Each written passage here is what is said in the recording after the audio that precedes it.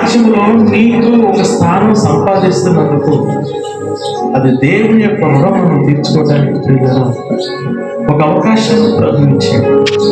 చదువుదామా ఏమి ఇచ్చాడు వాళ్ళకి?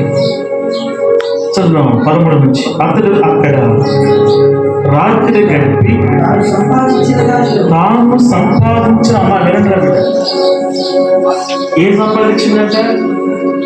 మేకలను. చదవండి ఒకసారి. తాను సంపాదించిన అన్నిటిలో కూడా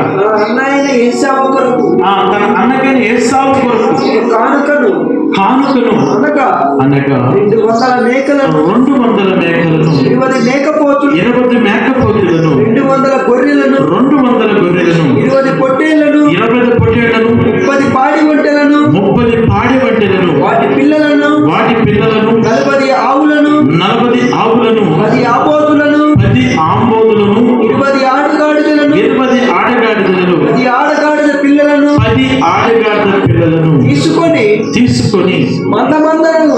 మందను వేరువేరుగా తన దాసుల చేతికి అప్పగించి స్తోత్రం చెప్తాం. ఇప్పుడు ఒక గొర్రె ఏంటండి? ఆ గొర్రె ఎన్ని పిల్లలు పెడుతుంది?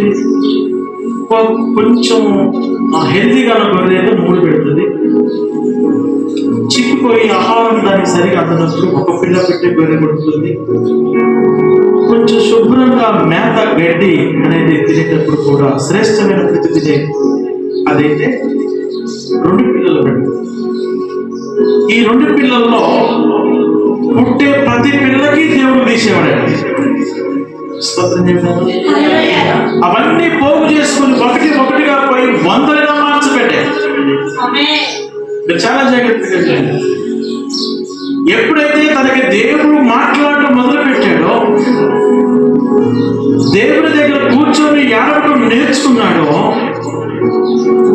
దేవుని దగ్గర నుండి ఆశీర్వాదమును పొందుకోవడానికి యాకోబు ఎంతగానో ప్రయత్నిస్తూ ఉన్నప్పుడు దేవుడు అతన్ని అంచెలుగా వెలిగించాడు.